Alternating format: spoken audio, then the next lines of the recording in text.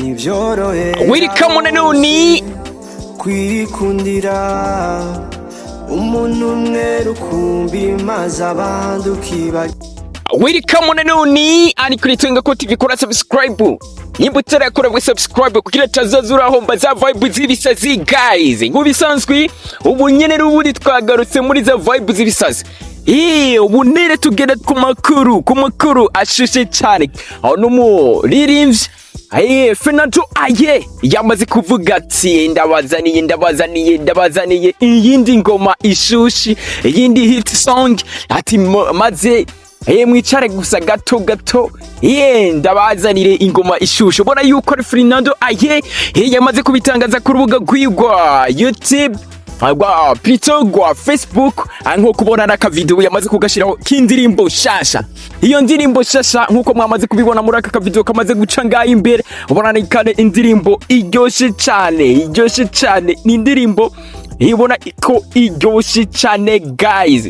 Ubona yuko Fernando babwira ati rindira gato mbazi ndabirikije wondiwe.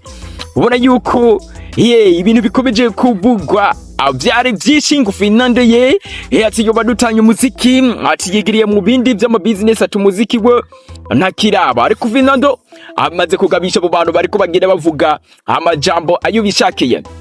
Ni Fernando yamaze gutangaza yuko agiye kuzana indirimbo arayika mwabaze kubona ako gace yitwa Poze mu post iraho yakoze uyu munsi nyene, aho yari ku rubuga rw'igwa Facebook yagize ati Poze niyo ndirimbo ngiye gutangurana umwaka wa 2026 coming 2026 ati coming soon, ati ni rero hamwe. Ubona yuko yaciye ashiraho aka video kuri yo post, mbese ubona aka nyine mwamaze kuba mubasha kubona mwite Fernando inyuma y'amezi abiri aduhaye indirimbo shimwa mana. Ubona yuko abantu bari bamunyotewe cyane,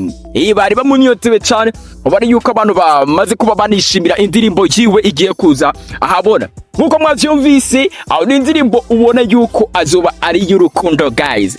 Ni indirimbo y'abari mu rukundo, bamwe bivuga ati nyene rurasosa, si bamwe si bamwe ba ex cyangwa ibiki, n'abantu nyine ubona yuko bari mu rukundo. Ubona yuko nyene n'amajambo arimo nyine agenda avuga ku rukundo cyane gose. Ubona yuko nyine yaririmbiye na cyane ngo Valentine Days. Murabizi kari 14 February, Valentine Days murabizi yuko nayo yegereje kari tariki 14 itariki 14 z'ukwa kabiri. Ubona yuko umunsi mukuru w'abakundana ubugezweho. Rero nawe yabashije kubaririmbira neza na neza, niho yaganishije. Ubona yuko amajambo yagiye abonekamwo yagize ati ntibyorohera bose akwikundira umuntu rukumbi, umuntu umwe rukumbi, amaze abandi